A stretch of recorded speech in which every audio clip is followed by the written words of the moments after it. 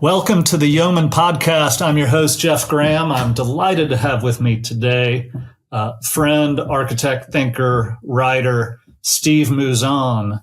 Steve Mouzon is joining us from the global headquarters of Mouzon Design in Tuscaloosa, Alabama. In a little bit, maybe I'll ask him to share a bit about the headquarters there. He and his wife have the firm Mouzon Design. His wife, Wanda, pardon me. Steve started that business in 1991. His wife joined him in 1998. Sometime maybe before that, I want to say, or after, you started the Urban Guild. And as a co-founder of the Urban Guild, I'm going to ask Steve to share a bit more about that.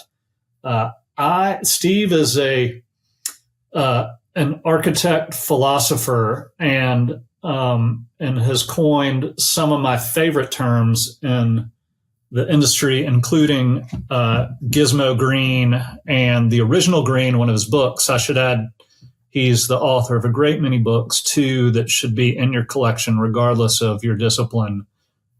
Original green, and if you're an observer of the built environment, especially traditional construction patterns. Steve, welcome. Thank you very much for joining us. You know, I got to admit, I've been looking forward to this for quite a long time. So I'm very happy to be spending some time with you this morning. I'm glad that we can have a conversation and have pressed record. We've had so many that I wish had been recorded. So glad to be doing that today. I'll ask you if you can elaborate a bit more on your practice, career, Mouzon Design, and Sure. and also the Urban Guild, please. Sure. I'm an architect by trade. Graduated many moons ago. And Wanda and I got married right after the end of my first year in architecture school. Now, saying that, I should, people ask sometimes, well, when did you and Wanda meet each other? And I say, and I'll tell them when I was one. I said, what? How's that possible? Well, our families had known each other all our lives. And so we have this picture of when, at the time, they were living in Arizona, and they'd come back east for a visit at our house. And so we have this picture of where you'd never know it if you looked at the two of us together. You'd think I'm really, really old and married a young girl or whatever. And it turns out she's actually 5 years older than me. So we have this picture of when she was 6 and I was 1, and I was a baby sitting on her lap. So great. Wow. That's really wonderful. Known each other basically all our lives. But anyhow, so after that, after we got married, and to interject briefly, do I recall correctly? I may have this completely wrong, but didn't y'all get engaged in Charleston? Am I remembering that right? No, there's a lot of other some wonderful love story that of y'all have had walking around there. I'm trying to reach back in my memory. There's several good stories there, but including family history dating back to when the Mouzons got run out of France. It was either leave or die. They were Huguenot, and they were on the wrong side of a rebellion of some sort that I don't know much about. But so they left, came to Charleston. They lived there for a couple of generations, and then Huguenot society is a very big deal in Charleston. Yes, yeah, exactly. But then they moved up the Black River, founded Mouzon, South Carolina, which is no longer on the map because in the 30s they were getting rid of some post offices, and that was one of the ones they got rid of. But they also founded Kingstree, which is still there. It was, and my dad was actually of the first generation to leave. So all that time from 1718 to 1957, however many years that is, 250 years, the Mouzons had been in South Carolina until he left. Granddad was a cabinet maker, as was Dad. And so Granddad had come to Huntsville, Alabama, because the Marshall Space Flight Center had opened up, and that was the beginning of the Apollo program. And he said, well, we'll be here for a year or two. You should, when you all get married, you should come here and work with us. And they thought they would be there for a year or two as well before moving back to South Carolina. And, but they stayed. And, so they were there, all of my growing up years and through college and all this. And anyhow, it was, but yeah, we have a lot of South Carolina history, dating way back. And, so anyhow, that was, like I say, it's Dad has some great, Charleston stories from way before I was born, so it's anyhow, there's many good things. I could just go on for days. I pulled you away. You were mid intro to your work. Yes. And then what happened when Wanda and I got married, she had actually graduated by that time from the University of Alabama. So she went to school here, a mile from here and, from where I'm sitting right now. And she graduated in 76. She's a bacteriologist, microbiologist, and medical technologist. So actually, she was going to Huntsville to get her med tech degree. And but so she was, by the time we got married, she was already degreed up, and so she would work in the hospital by day and then come into the studio at night and help me with stuff, building models and that kind of thing. And then she would come to all the juries and stuff. And it wasn't too far into my second year of school. We'd gone to bed one night and we're about to go to sleep. And all of a sudden she just sat upright in bed and said, Steve, why is it that you refuse to design anything that anyone else I love would love? And I said, what, do I? She said, well, yeah. So, well, how do you know? She said, well, have you ever listened to non-architects talk about architecture? I said, well, no. Our professors tell us we should educate the client. She said, well, if you would ever shut up and actually listen for a change, you might actually learn some things you don't already know. And 4 years later. What year was that, by the way? That was in the fall of 79. So, and then when I graduated in the spring of 83, 3.5 years later, whatever long that is, it's years and months. But I realized that I still at that point had no clue how to design things that non-architects would love. And so that became kind of a mission for me. And for years, there were some things that I was designing on my own time. Just trying to learn of how to do, traditional architecture. But there were some designs that I'd done that I left those drawings unfinished for several years because I realized I had no clue how to do it. I could do the floor plans well. That they taught us in school and we became very adept at doing, really clever plans, but how to get the elevations right so that the face of the building is something that people fall in love with.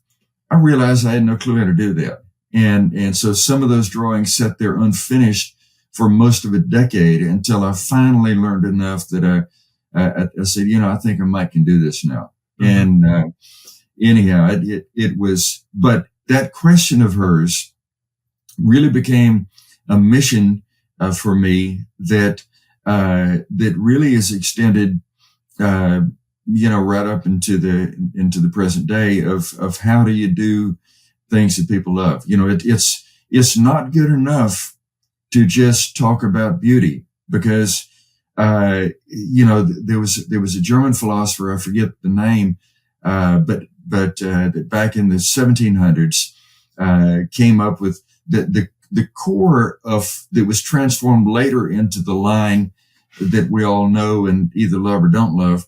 In the 19th century, of the thing about that beauty is in the eye of the beholder, and so that line has totally inoculated everyone today, pretty much, about any meaningful conversation having to do with beauty for most people. Most people just discount beauty, that's just, it's whatever you think it is, or whatever. And so that's where I realized, when I was first starting to try to put together the principles of the original green, so I could start blogging about it and eventually write about it. Two different forms of writing, obviously. But when I was trying to put that together, then I realized that originally beauty was going to be one of the keys. And I said, wait a minute now, that is, as we say in Alabama, that dog don't hunt no more, And so, then I thought, well, what is it then what does hunt? What is it that actually can move people to choose differently than they would otherwise choose? And I realized it was love. There can be all kinds of debates about beauty, but, there's very little debate about, if somebody loves something, they'll fight you over that, It's the lovable. You probably coined, as far as I know, you coined the term, that kind of a lovable building. That's the original green. Building is loved. Yes, and I've coined that on early in April of 2008.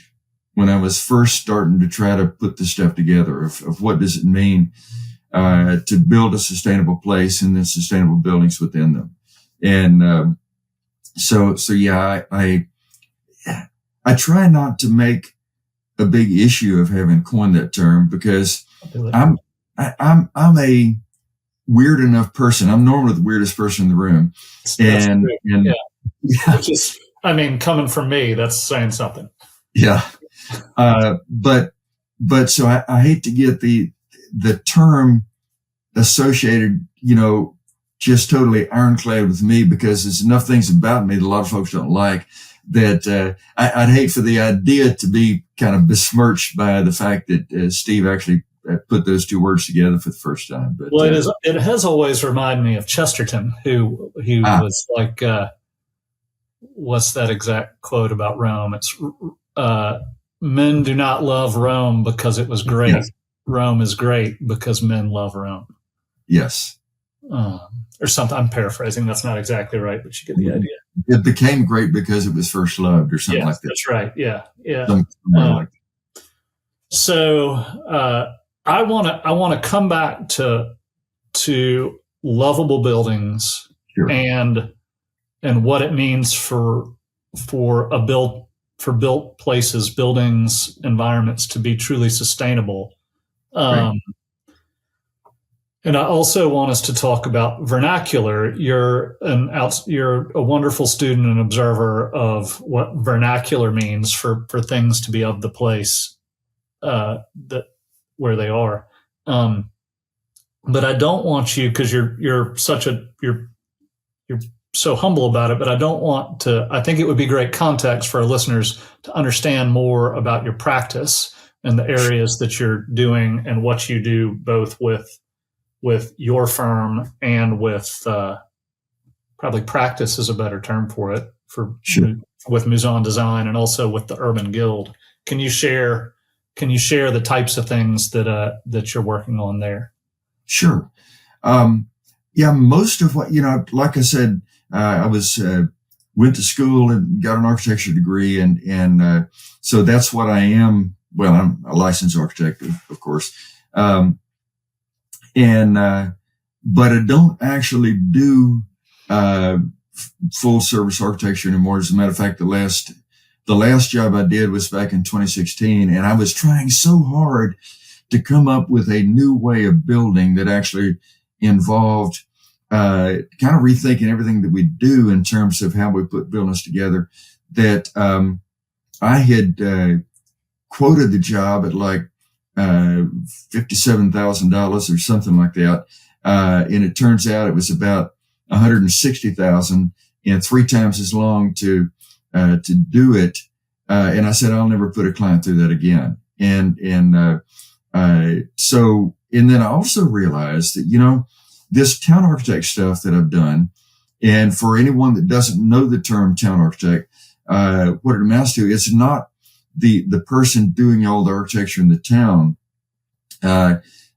It's actually someone who is kind of helping guide the direction of the town or the neighborhood, whatever scale it may be, by helping other people do a better job with their design. In other words, it's something that there's one town architect in a town or development, but there can be quite a number of different architects and builders. And early on, there was Teofilo Victoria was the first town architect of the modern era when the design of Seaside, when they had the design team and they were getting on a school bus in which they were riding, and somebody threw Teofilo's backpack off the bus. And when he got off the bus to go retrieve his backpack, they shouted at him, "You're the town architect now." And then they floored it and left. So he was stuck there. And so, but yeah, for the first several decades, it was, the normal model was the town architect was someone who actually lived in the town. And it worked great for, and if you had someone with a very, powerful personality like Teofilo did, then it worked great when you have all these superstar architects that are coming in and wanting to do work. And then, cause you got to have somebody that can kind of redirect them and say, no, we don't want to do that. Think about this or whatever. And, where there is kind of Psalms, where there is no vision, the people perish. Yes, exactly. The town architect is the vision keeper, articulator, yes, torch bearer, saying, hey, remember, this is the direction that we want to go, and help exactly. Inspire all the builders, the designers, and the owners, clients, customers, buyers to right. sort of move in that direction. Well, in my description, yeah, my first gig as a town architect was actually in a DPZ project just north of Birmingham, and Gary Justice had called up, and because at that time he lived there, and he said, living here and being the town architect that's not working so well for me. Would you consider taking this on? And so I said, yeah, I'll do that. And so, but do I need to move there? Well, no, you don't actually. That you'll probably, your mental health will be stronger if you don't live here, because that was part of his problem. Is he said, I can't get away from it. People are knocking on my door, every weekend or whatever, and wanting to talk about this detail or that detail or whatever. So anyhow, I started there, and my whole role from the beginning and then I started picking up other town architect gigs, but it was always as the remote person, not someone actually doing the work, right mm-hmm. there. So, and I counted it up. I didn't count it up. I just estimated, but, back or somewhere around the year, the early 2000s, and because of the fact that I'd go in and do reviews, and one thing I would never do, or always refuse to do, is to ever have an architect review board, ARB, with more than one architect on it. It's like, if you need an ARB for whatever it is about the place that you're developing, have somebody representing the developer, have somebody from the Builders Guild, have somebody from the sales department and all this that are on the ARB. But, at the places, and this was just legendarily bad in the early days of where one design, with an ARB full of architects, they could go on for a day about that and not come to a conclusion. It's the most inefficient use of time I've ever heard of in my life. And so I said, I'll never be a part of that. In matter of fact, ARB, y'all can overrule me if you want to, because otherwise it's just a rubber stamp and I don't want that. But we can have an honest disagreement, which I lose, and I'm fine with that.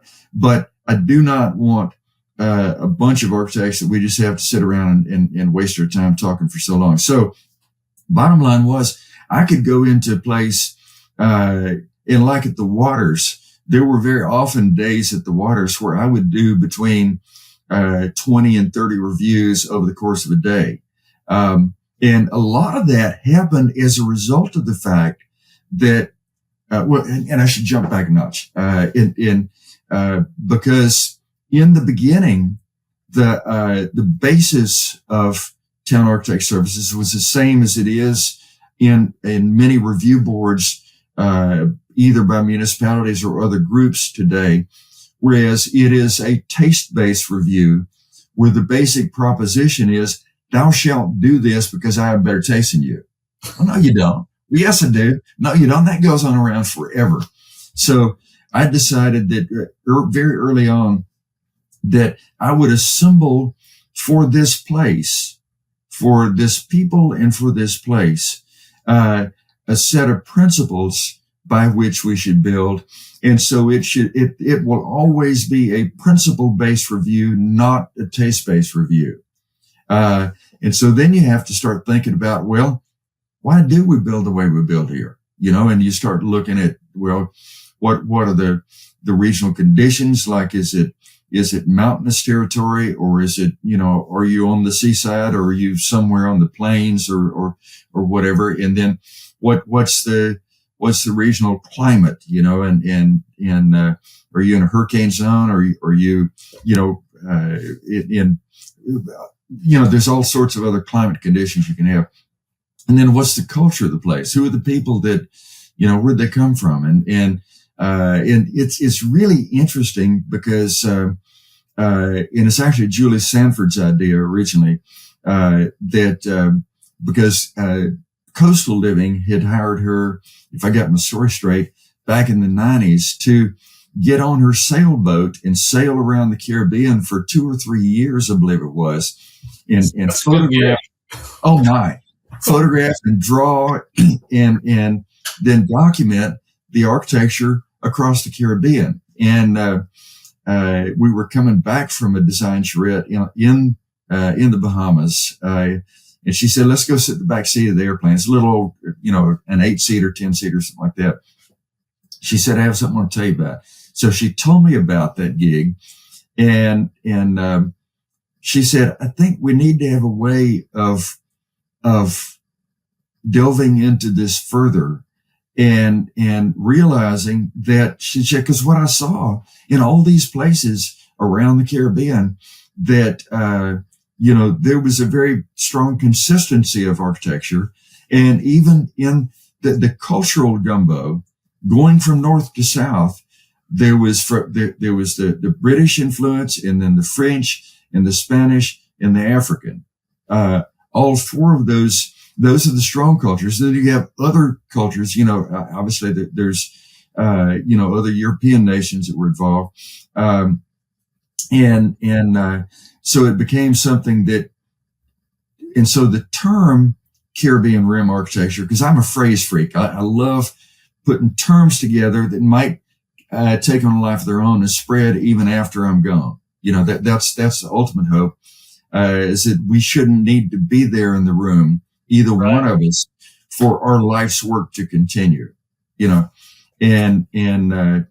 the Caribbean Rim architecture was that started in the backseat of the airplane, thanks to Julie Sanford. But anyhow, but this idea that there should be an architecture of this place and of this people, that's something that was the beginning of the principle-based reviews that I did and have done to this day. And what I found, like I was saying earlier, that back in the early aughts, 03, 04, something like that, about the time I moved to Miami Beach, I I kind of estimated, and I said, with the fact that I've gone in and I can do 20, 30 reviews a day in one place, kind of estimated it up that I had probably by that time done over 10,000 individual reviews. And then what that helped me realize is, Steve, you and Wanda, how many buildings can you do on your own? She runs the front office. I run the back office. She makes sure that we actually turn a profit, hopefully, most months. And then, I'm trying to do the actual work, or at least it was up until 2016, as I mentioned. But I said, if I can do that many reviews to help other people do better work, we would be really missing our mission if our primary mission was not the town architect work, the design review, of helping other people refine their work. And so that is where that's where we've been. That's been our primary work for almost a decade now, ever since I gave up on doing the full service architecture. Mm-hmm. And so, because I really feel like that, I'll put it this way. Here at the University of Alabama, they have now built well over $6 billion worth of construction that I have reviewed and helped refine.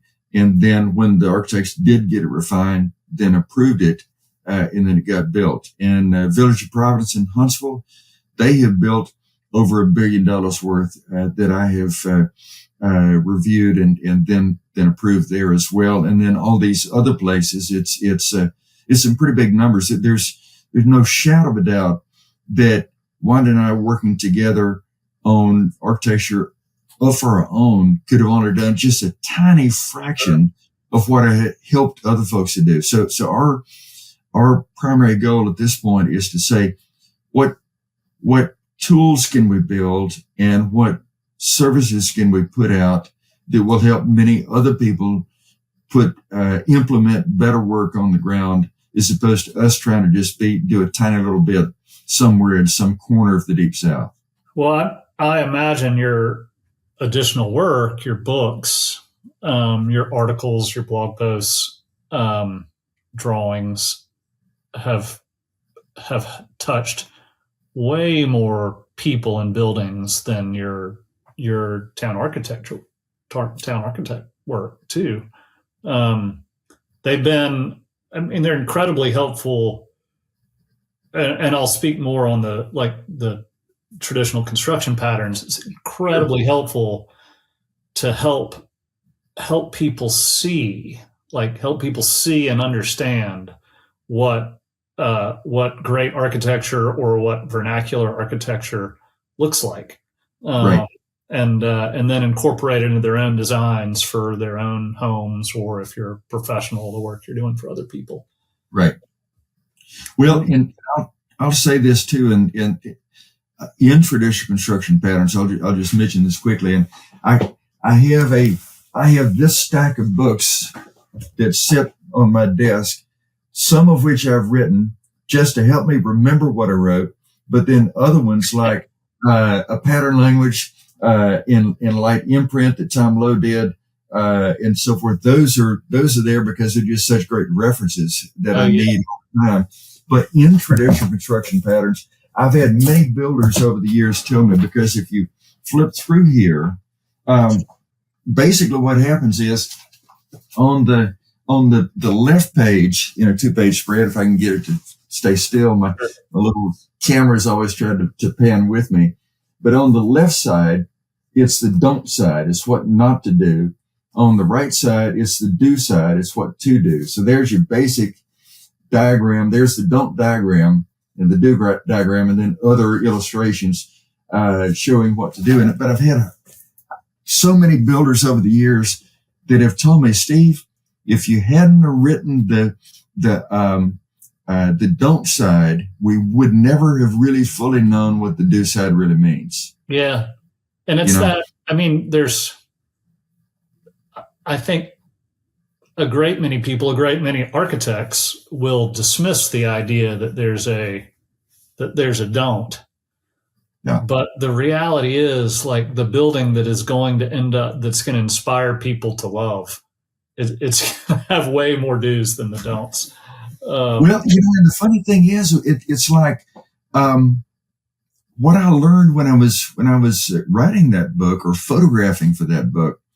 Number one, it was excruciatingly painful to shoot the don'ts.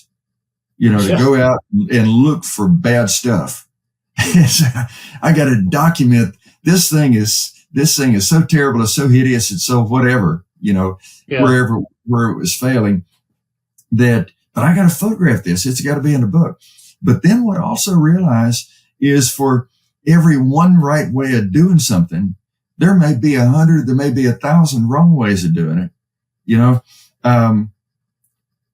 and there was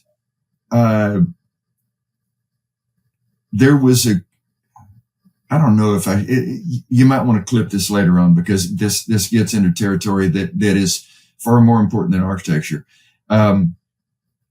But you know who Moloch was, right?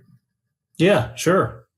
And there are multiple places in the Old Testament that it says it never entered into the heart of God that humans would ever burn their own children in a fire.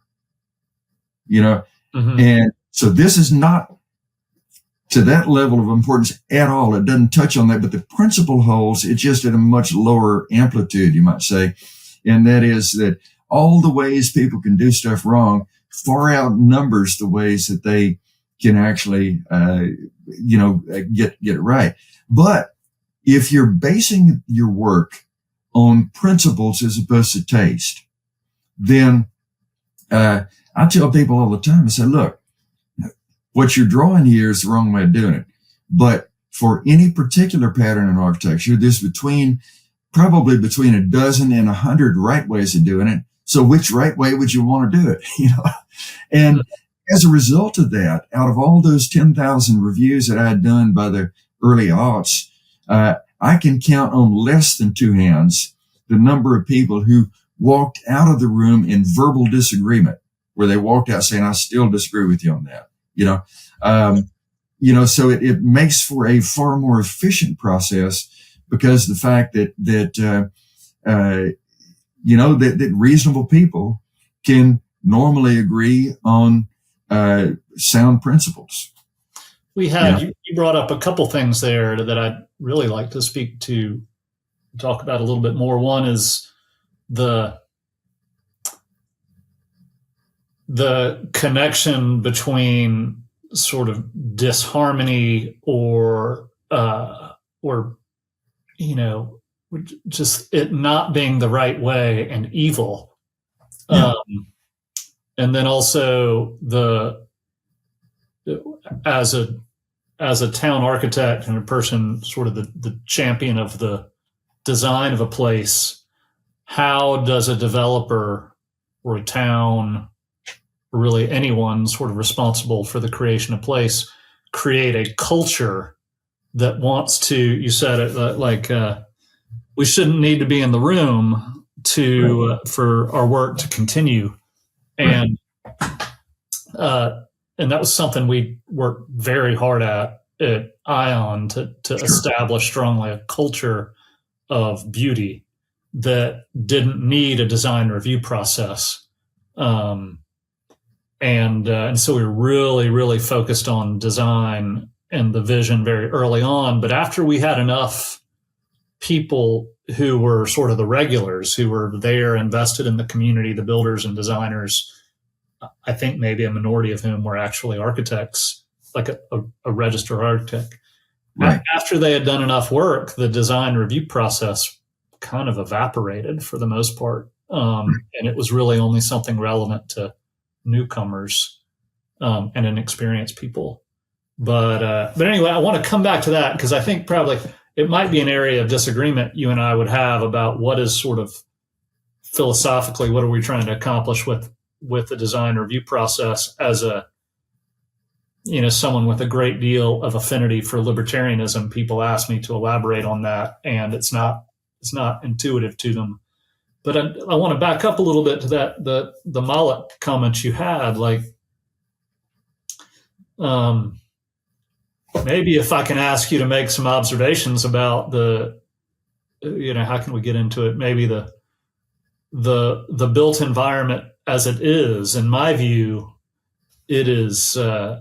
It has become over 100 years, for the most part, anti-human. Right.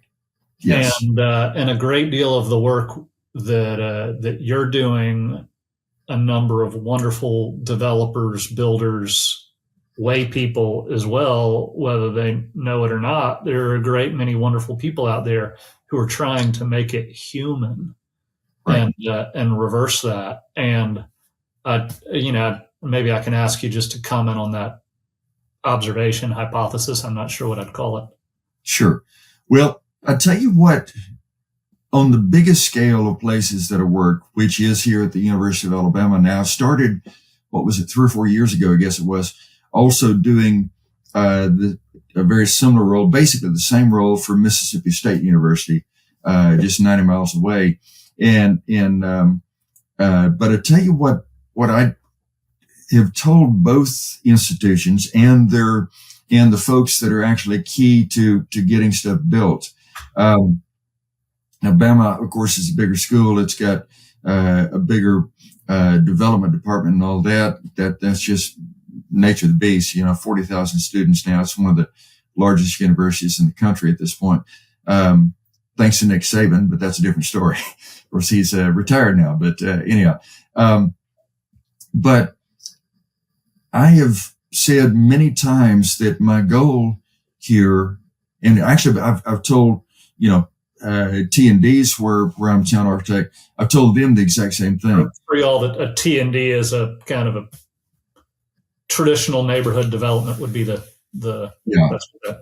we call it in some circles, depending on what market you're in, you call it new urbanism, and other circles you call it traditional neighborhoods, and so you pick your term for your place, but what I've told people in all these settings, I said my ultimate goal is that we all should be able to help each other get stuff right.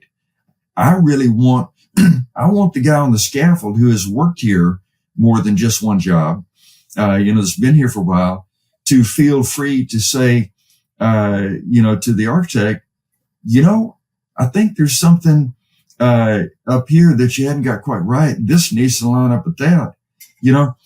We need to, all of us, be empowered to help each other out because we need to think of it like a team. We're a team. It's a team effort to get this thing done right. But if it's only top down, that's, and if the other folks, if the project managers, on the construction side, if the superintendents, especially the guys on the scaffold, I say guys, it's actually men and women now, both on the scaffold.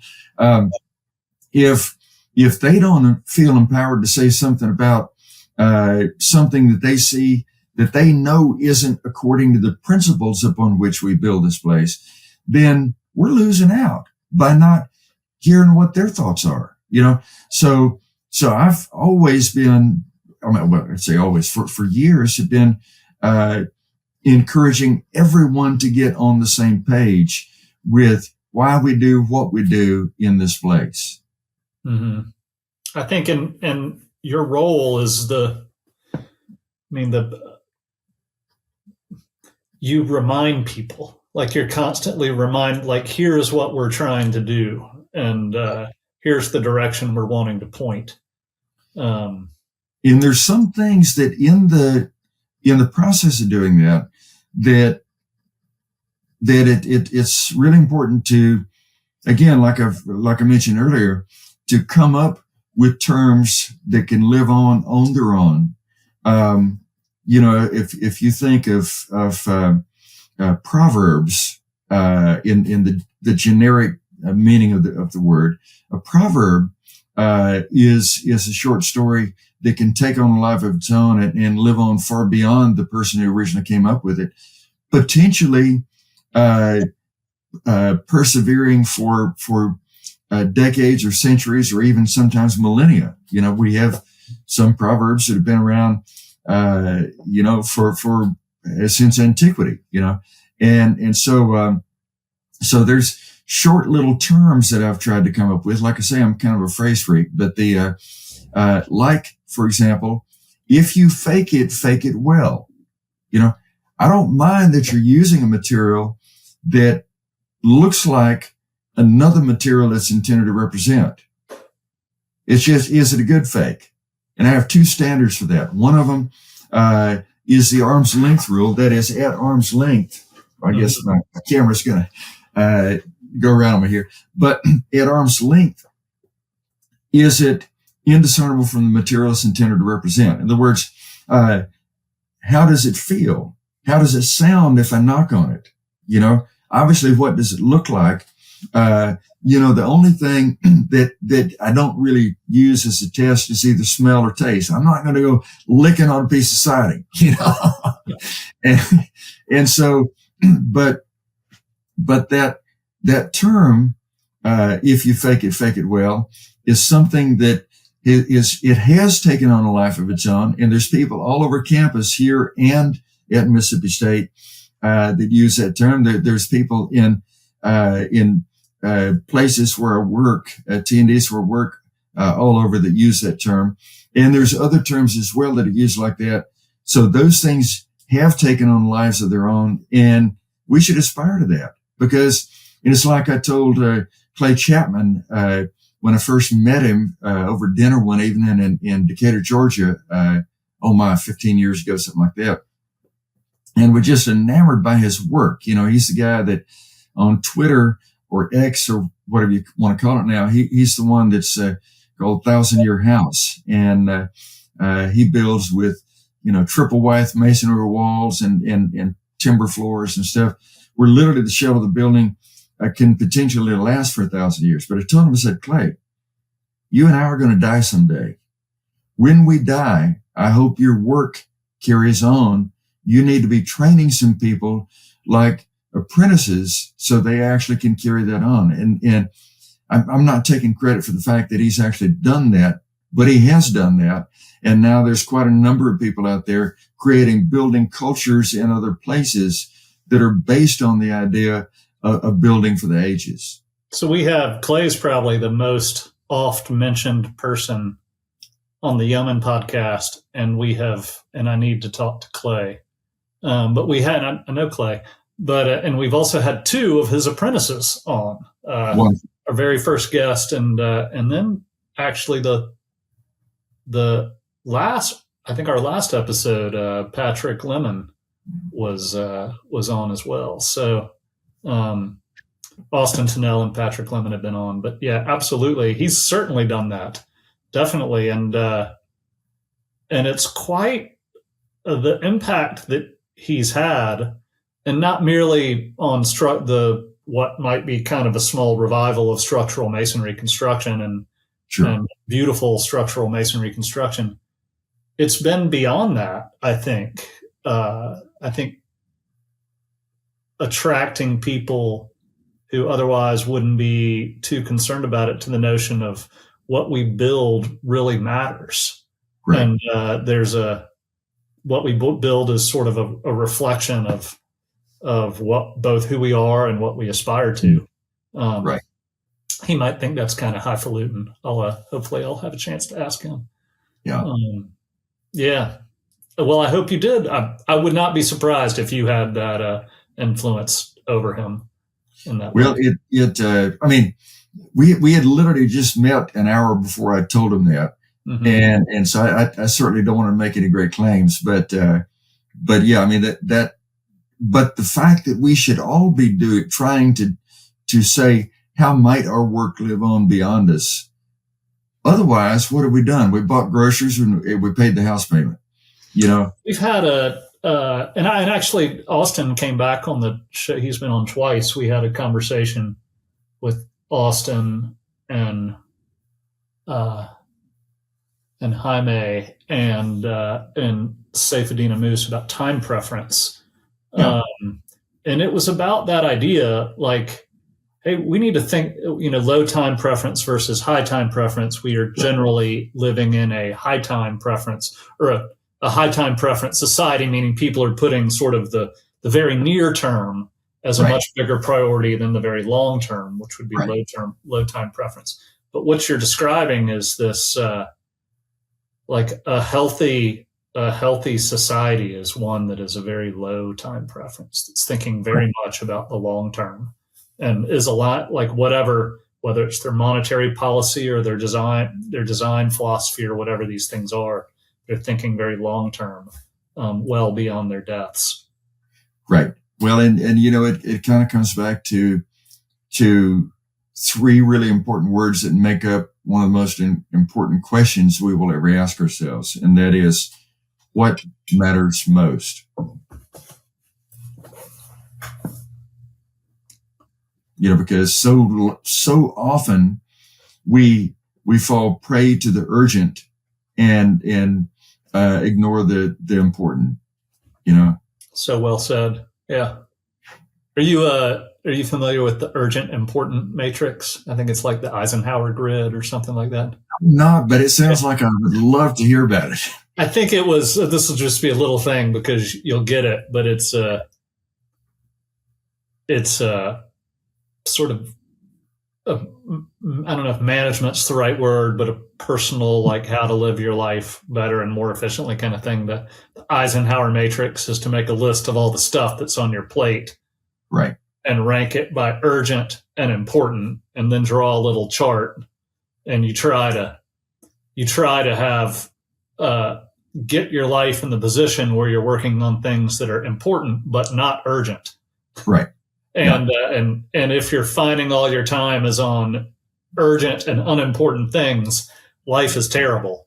And, yes. And occasionally, if you get rid of the unimportant and urgent things, you just kind of get those out of your life somehow, you'll find yourself with spending more time on the things that are important and urgent, or important and not urgent. And occasionally urgent things will pop up. Someone will get sick, whatever, like things, but you'll have room to appropriately deal for those things. Well, I'll tell you one thing that I have really, especially since moving out here into this little X tool shed. We need it.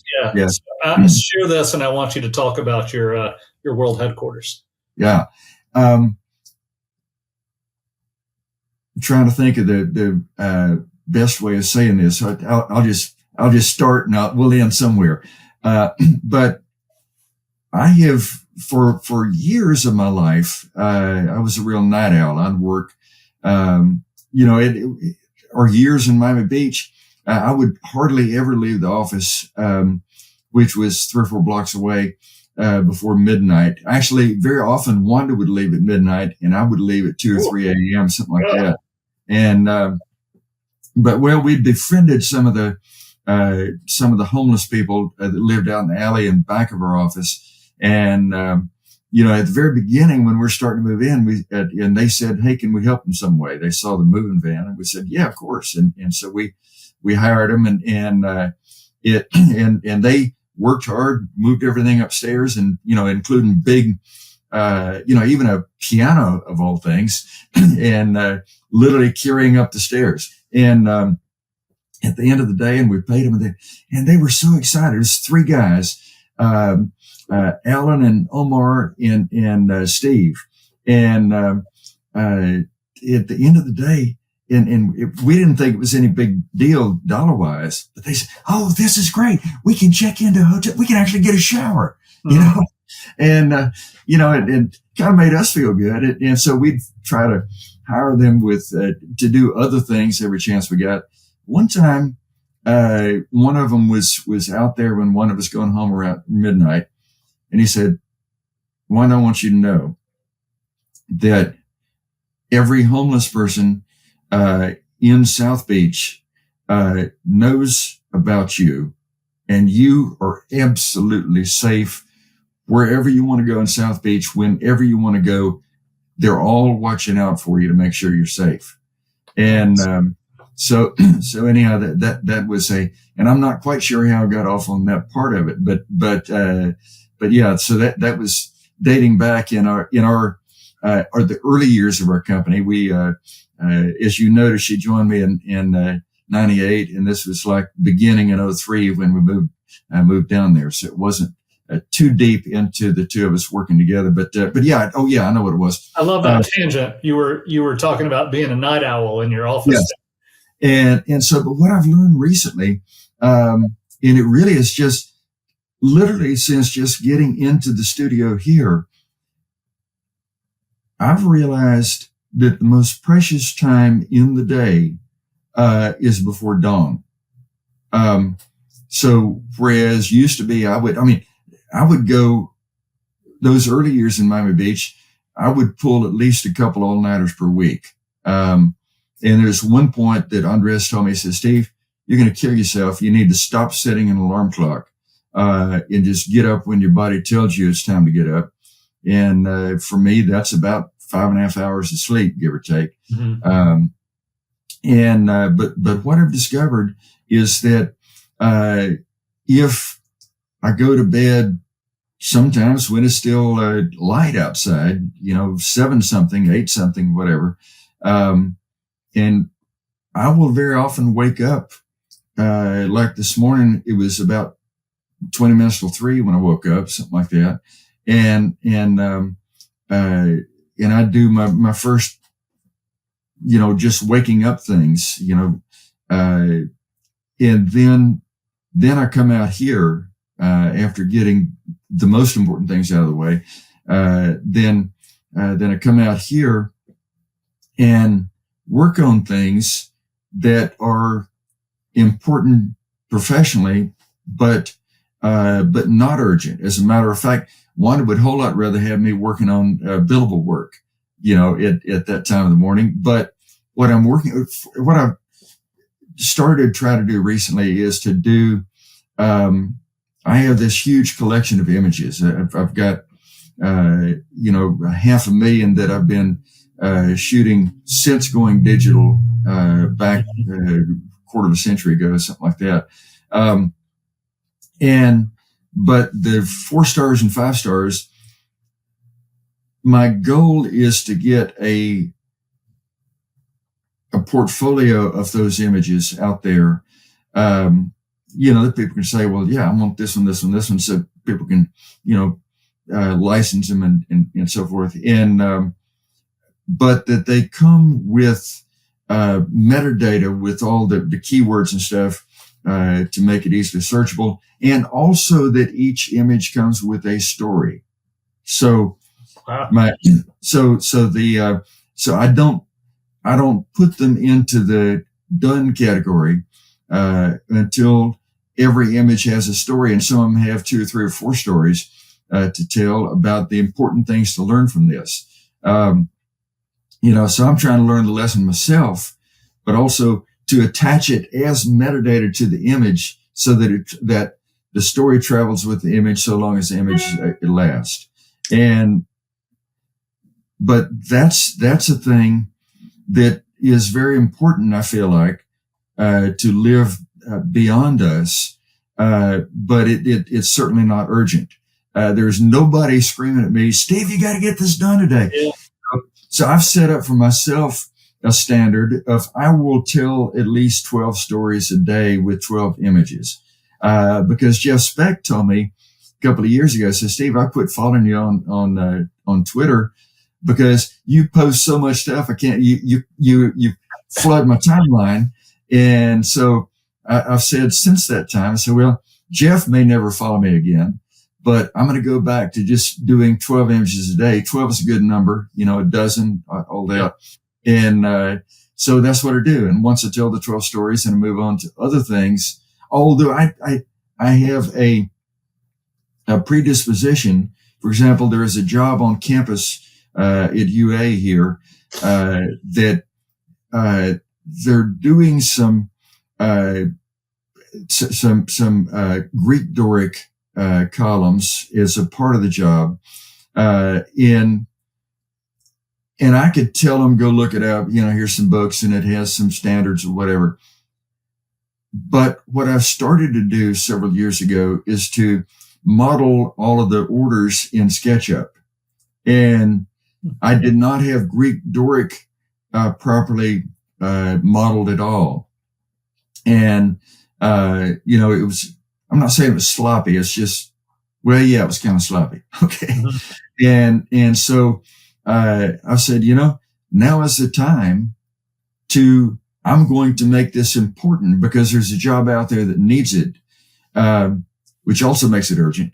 But my intent is to, by the end of the day tomorrow, at the very latest, to have the Greek Doric order properly modeled, both in fluted and in plain columns, and in such a way that people can use it to do a lot of different things. And so that's kind of how. That's one way that I blend the important and the urgent. Is if there is an urgency behind something that I needed to event that was important to have done right to begin with a long time ago, I will use that urgency as license to spend the time to do what I consider to be important.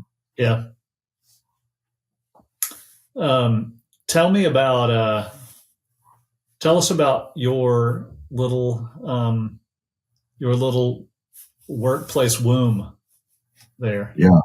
Oh, this is great. I've got, I wish I could. Let me see if I think there are pictures that you could share that we might be able to overlap. Yeah. Lay over this. Yeah. I should do that. Matter of fact, let me see. Do I have I've never worked on your app before. I think it would be too hard for you to do the screen share, so I can drop them in. Okay. Yeah. I'll send them to you and then drop them in wherever it's appropriate. But, it is essentially, one really important thing, that I promised myself I'll never do again, and that is drywall. Because drywall. I think I've heard you say and write about that before. Yes. Well, I'll tell you the quick version, and that is that if you use drywall, you have a wall so long as you keep it dry.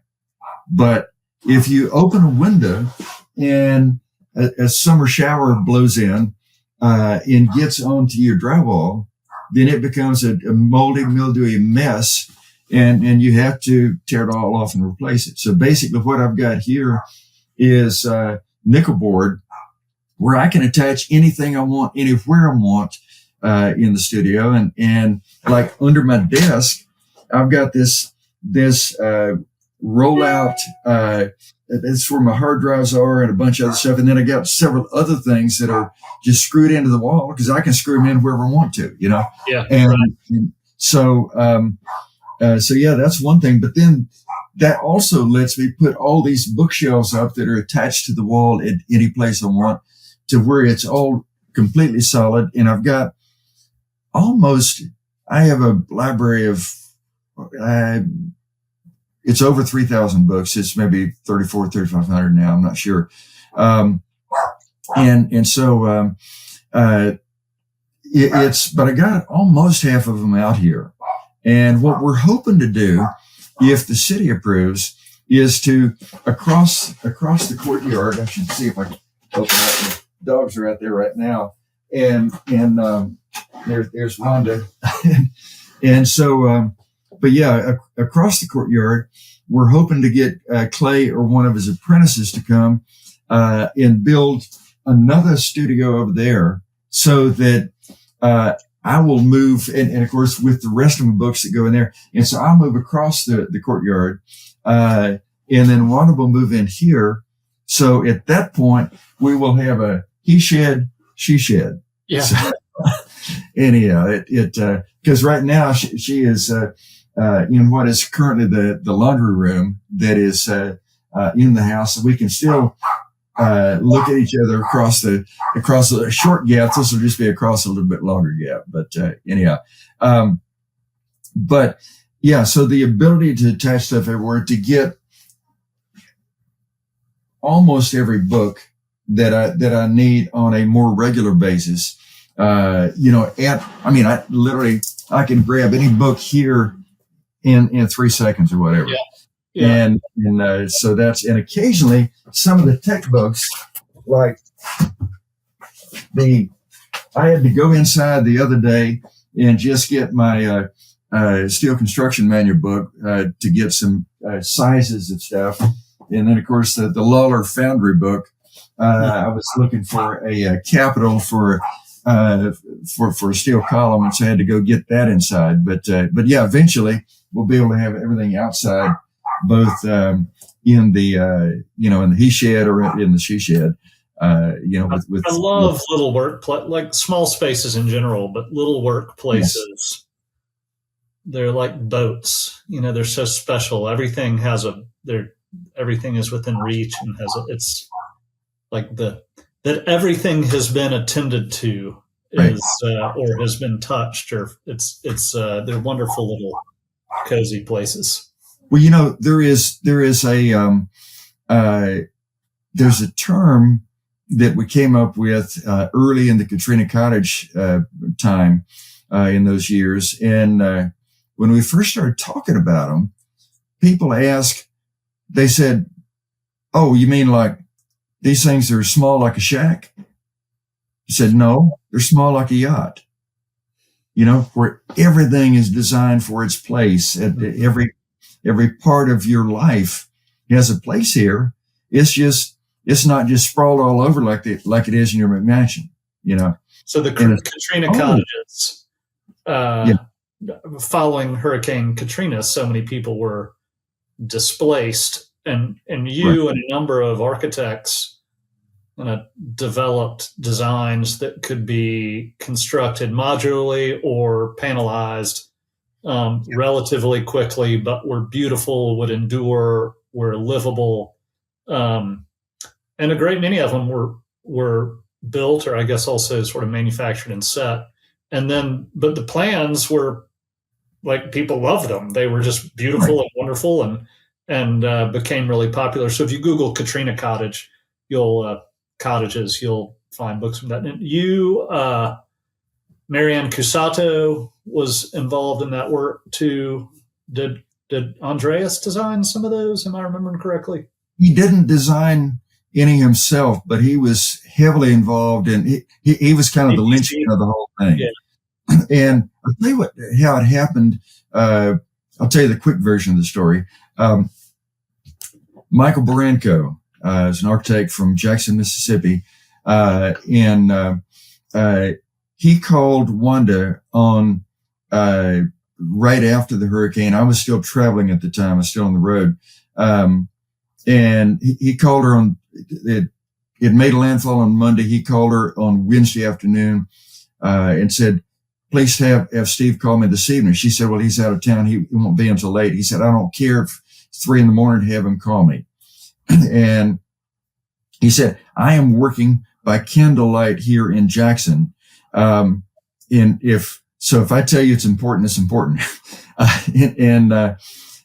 So I called him that evening. Once she insisted enough, I called him, and he said, "Steve, we've started the Governor's Commission for the recovery here in Mississippi. We want you to come." Katrina was 2004, maybe 2005. It's coming up on its 20-year anniversary here on the 29th of the month. Well, actually, that's tomorrow. 20 years ago tomorrow, Katrina made landfall, and that should have been on my mind the whole time. I'm kind of amazed that's not sort of a top of mind for, like, that's not in the sort of the news as being out there and a big deal. I'm sure it is on the Gulf Coast. Yeah, but he said, we want to have you come over and speak to us about how to rebuild the Mississippi coast in a new urbanist way. And I said, "Well, that's way too big for me. Let me call Andres and see what he says." And so, of course, that time of the night, it was getting close to midnight. And so I called Andres the next day, and he said, "Well, let's see." So that would have been Thursday. So he said, "Come over tomorrow he said, I'm out of town right now. Come over tomorrow and let's talk. So I went over to his office on Friday. And he said, well, that's too big for me too. Let's call in the entire Congress for the New Urbanism. So he picked up the phone, called John Norquist, who was the head of CNU at the time. And 6 weeks after the hurricane, we had put together probably the largest planning event in human history, with close to 200 people in the grand ballroom of I think it was Isle of Capri Casino, one of the ones that wasn't just totally obliterated there on the Mississippi coast, and looking to redesign the 11 towns most damaged on the coast, in Katrina. But one of the biggest things that came out of that early on, even before that happened, was on this. I went back on Saturday to DPZ, and Andres said, Steve, this has really got me worried. He said, because as you know, Andrew came in, I think it was 15 years before at that point. And he said, the FEMA trailers, there are some children that started kindergarten in a FEMA trailer and graduated from high school from the same FEMA trailer. He said, we can't do that. We must be able to put a product out there, first of all, far more humane than FEMA trailers, but that people would love, but also to put something out that he said, in recent years, basically, we think that New Orleans has lost about 250,000 homes. That's the reports we're getting. But in recent years, the construction industry in the New Orleans metro area has been producing about 1,000 homes a year. So at that rate, it would take 250 years to rebuild. 250 years at 1,000 a year, there's your 250,000, And he says, we can't do that. We can't depend on conventional construction. It has to be manufactured housing, the dreaded trailers, the T word, and modular housing, and then of course conventional housing. And we came back later and said, well, how about the panelized housing? So that was another one that we added to the mix later on. But anyhow, that was the basis of the Katrina cottages. They must be humane and lovable and worthy of being there for a lifetime, if not more, as opposed to getting yanked out in 18 months, like what FEMA was doing. And so that was the basis of them. And I think the Katrina cottages should take credit for one thing, and that is there was a movement happening already, but it was totally off the radar of most Americans, and that is the tiny house movement, that to most people it didn't even exist at the time.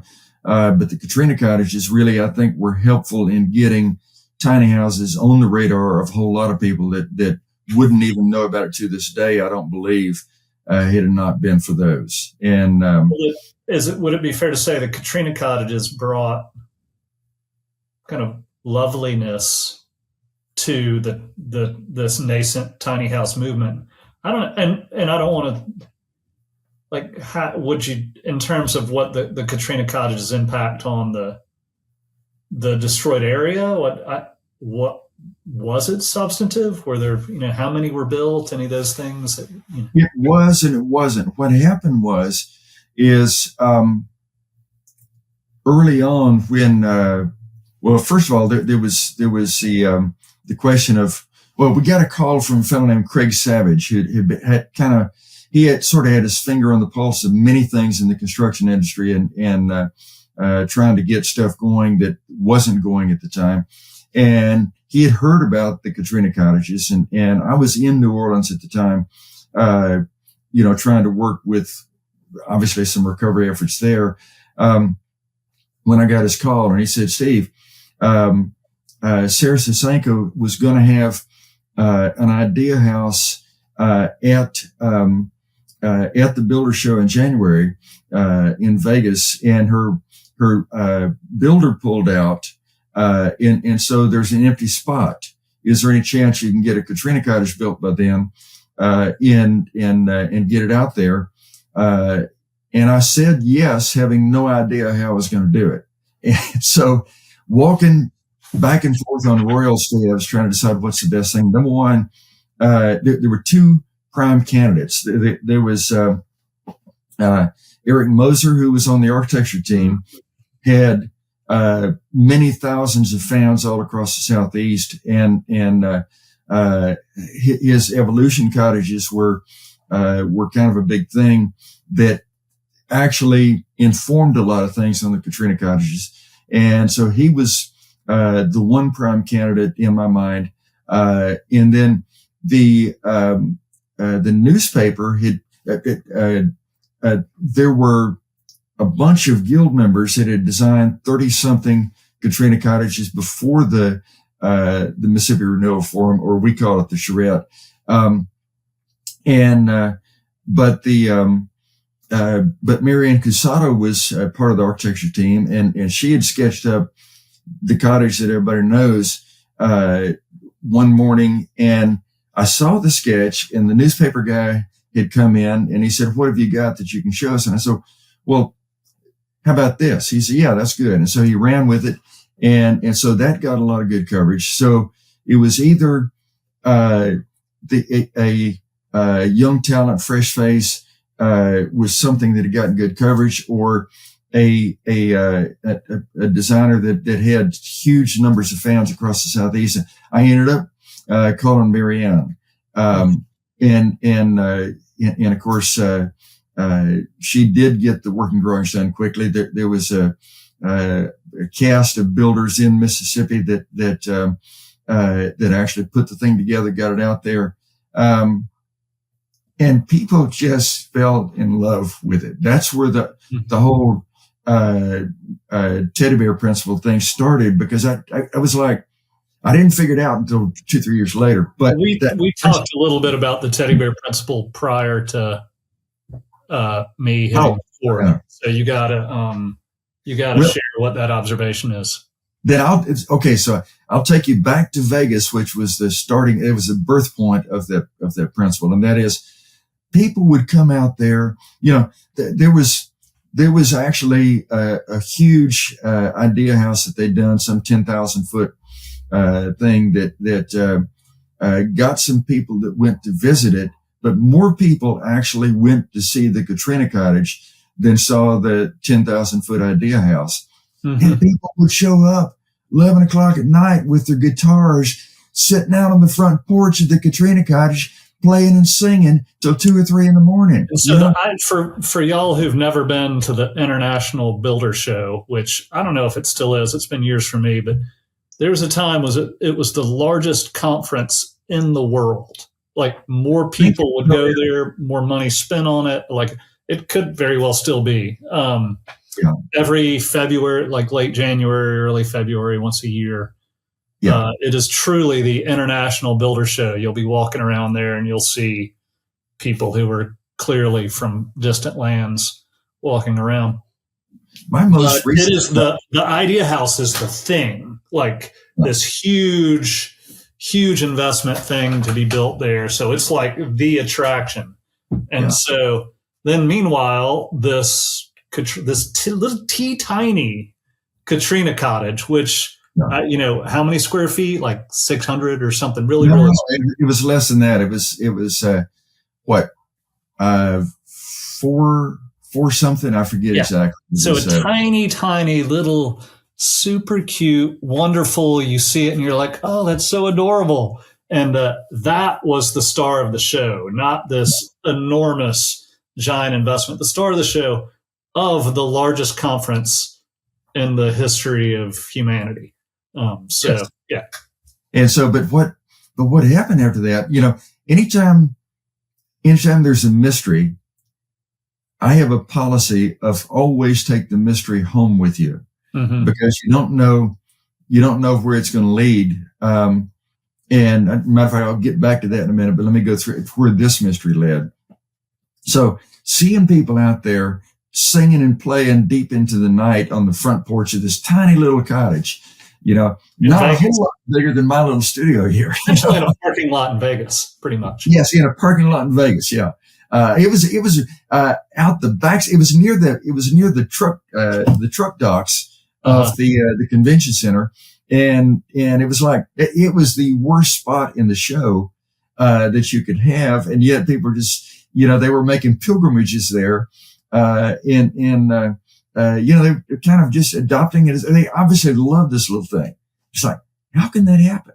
And I thought about it for 2-3 years. And when you adopt a mystery, take it home with you and feed it in water and give it a place to live in your brain, and where eventually, hopefully, you might actually figure out how to unlock the mystery. There's a difference between a mystery and a puzzle. A puzzle is something that somebody puts together and they know the answer. Mm-hmm. With a mystery, it may be that nobody ever knows the answer. You don't know. But if you don't adopt the mystery, then you for sure will never know, And so anyhow, but about 3 years later, it occurred to me, I was out in the far west, and doing a job in, what was it, Wyoming, I believe. Anyhow, but we had dinner in, oh my goodness, what's the name of that town that's such a, anyhow, I'll think of the name of the town in a minute. And there was I'll send you the picture too. A place that we ate lunch one day, was a stuffed mama bear holding on to a tree and a little stuffed baby bear claws holding onto the tree. And I took a picture of it. And that was the key that unlocked the mystery, because I realized that, nobody wants to be within a mile of a mama bear, because she probably could kill you. She definitely could kill you, and she might decide to. But baby bears are so endearing that every American infant has to have a teddy bear by the time they're 2 weeks old, or the parents haven't been good parents, And so then I got to thinking, what's the difference between the mama bear and the baby bear? Well, they both have the exact same DNA. She passed it on, and the difference though is in the proportion of the parts. Like the eyes of a baby human or bear or kitten or puppy or any other mammal, pretty much, are larger on their face in infancy than they would be when they grow up. Anybody can look at their baby pictures and look in a mirror and realize that my face is not my mini-me face. Yeah, that's the eyes are the one organ in your body that changes size very little from the time of your birth. You're essentially born with full-size eyes. Yes. And what I realized is that in a building, the windows are the eyes of the building. And the windows, you can only make them so small or you won't meet code, for egress. Right. And so, because of that, the eyes of the building to the face of the building has a very similar relationship to the eyes of a mammal to the face of the baby mammal versus the adult mammal. It makes it inherently adorable. Exactly. And as a matter of fact, I'll maintain that may be nature's way of preservation of species, because if your kid looked like a shrunken down version of what they're going to grow into as an adult, and they're screaming their heads off at 2 a.m, you might just throw them out in the yard, or we might, as a species, not survive. And they're endearing all these other species of mammals that are endearing as well. And I think nature knows a lot of good things, and not only did right by humans, but did right by all these other mammals as well. And so I call it the teddy bear principle, which tells us that even today, for very different purposes, if we can design stuff that has more of that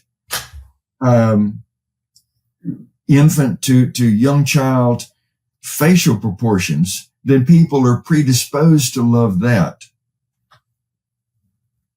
Yeah. Even to the point of preservation of species, I now believe that that actually can make a huge difference in what we build, almost as much as who we are.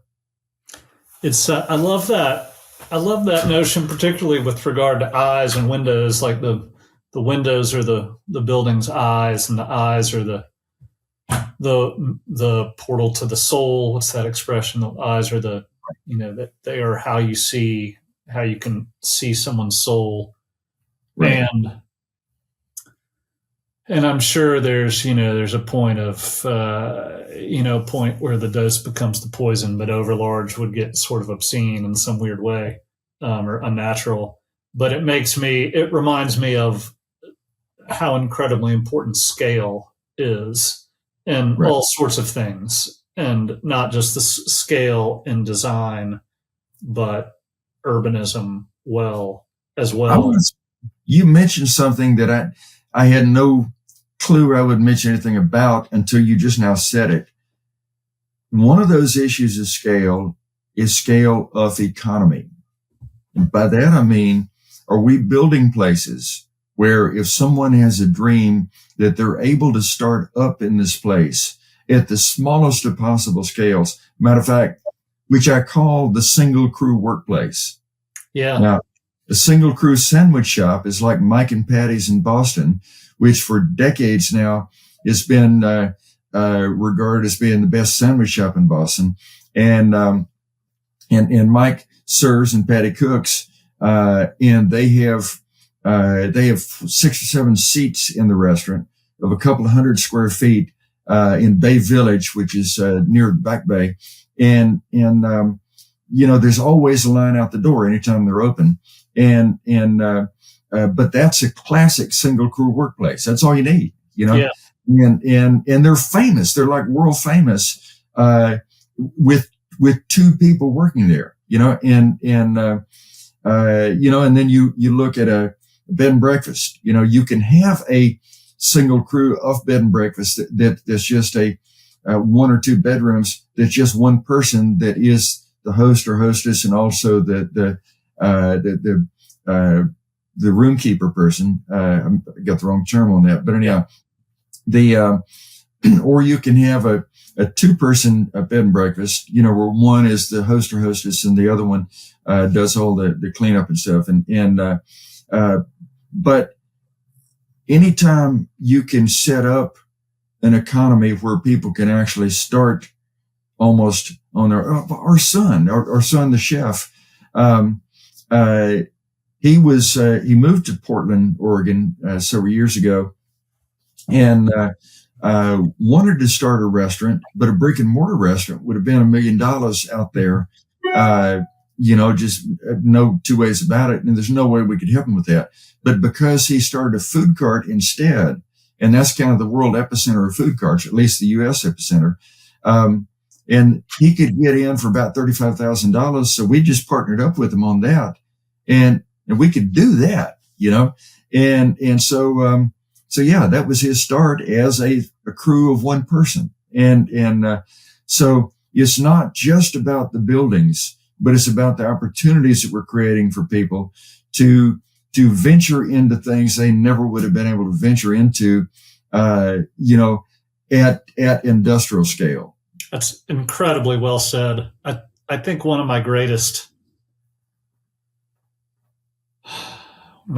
criticisms of modernity is its great bias toward really large scale, Yeah. and a bias against really small scale. And it's hard to get it right out of the box at a large scale. And it's hard and something that works at a really small scale, like the sandwich shop you described, it would probably be a disaster 20 times that size. Well, it would be illegal in most places. You can't, there's not even an opportunity to have something of that scale in most places. Yeah. But there's also what I call the bridge, and that is, and the Village of Providence in Huntsville, Alabama is a great example of that. I've been town architect there almost since the beginning, and was on the original charrette and all this. And I asked one of the town founders, David Slyman, I asked him, I said, Dave, this is back in 2018, something like that. I said, how many people actually have jobs here? There's a lot of folks that work here. People think of T&Ds as being these cute little places with a few boutique stores, and that's about it. But a lot of folks say, well, it's not a real place. You can't work there. You can't live and work there, and all this kind of stuff. And he said, well, back in 2014, 4 years before that, he said, we actually did a count, and at that point, there was 2,500 people working here. He said, I wouldn't be surprised now if it's not closer to 4,000. And that was in 2018. And here we are, 7 years later. I don't know how many thousands of people work there now, but it is a major regional employment center. But what they do is they have a way to start as a single crew. I don't know if you remember the movie Black Hawk Down. Mm-hmm. Yeah. Well, the pilot of the Black Hawk moved back to Huntsville, which is where he was from after the war, and started his own company, which was just him in the beginning. And of course, they had in all of the town center stuff that they had a place for one person to work. And then shortly thereafter, he had to hire an assistant, and so they had a place for two people to work. And then they needed an entire suite, and then they needed an entire floor. And then at that point, he said, I need an entire building. He built his own building on the town square. And so the point is, in Providence, they had those bridges that would take you from one person to two people to a small work group to a large work group to an entire corporation, that where you could actually grow from one to the other. And at this point, he grew so big that he had to buy an entire large building out at Research Park, which was just a couple of miles away. And so other people are starting off on that same trajectory that he started on in some of the same spaces that he was in. So if you can't bridge between a single crew and a corporation, if at any point you miss a link in the bridge, then people can't, keep growing there. But in that case, they did. And so that when I talk single crew a lot, but if you don't have the bridges, then all you have is a bunch of little mom and pops, and that's it. And nobody can mature into, that's probably not where their dreams are. Now, sure. For one, right. Our dream is to have a he shed, she shed. So because that suits us so perfectly. But for a lot of folks, they want to grow into bigger things. And so you really need to have those bridges to get from one to the other. Yeah. And I would say too, at the same time, you need to make sure that the bridges don't get pulled up. Right. Because the thing that the established corporation, good, genuine people don't feel this way, but sort of the incentives are for them. If they can have some political influence, they will pull up the ladder behind them. Right. And so that not only can that little tiny sandwich shop not be started on a small scale or in a food truck or whatever, but it won't be allowed to grow and compete with them. That happens so many times in so many places, in so many professions, in so many industries. It just that's par for the course, unfortunately. What we need to be building is places that are not par for the course, but that provide opportunities that you can't find elsewhere. I think that's really well said. We've been together for a good while now, Steve. thank you so much for chatting with me. I hope you can return, and I know you will, or I hope you will come back, and we'll talk about more. I would be delighted to. And I would say, Steve, I follow you on X. I can't remember your handle off the top of my head. Share the easiest places for people to find you. Yeah, on both X and on I think on Instagram and on I'm pretty sure on Blue Sky, if I remember correctly, and on also on Threads. I'm on all four of those, and my username, I'm almost totally certain. But there's one that I'm not totally certain. Yeah, I am. It's just my name. It's just Steve Mouzon. Steve Mouzon. Yeah, and that's just easy to remember. And I think, is it mouzondesign.com? Is that your? Well, it's just Mouzon.com. I bought my last name as a domain name in the early 90s. I said, this internet thing might get big someday. Steve, he sees into the future, so check him out on all those various places.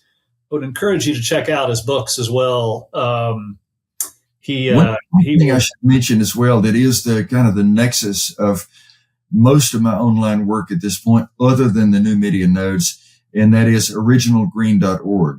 That's a kind of I've been building on that site since 2008, and there's a lot of really good, useful stuff there that it won't. I promise you, it won't bore you. Yeah, that is definitely the case. Steve, thank you so much for joining us on Yeoman. It's been wonderful to be with you. Absolutely delightful. I sure appreciate that. All right. Talk to you later. You will.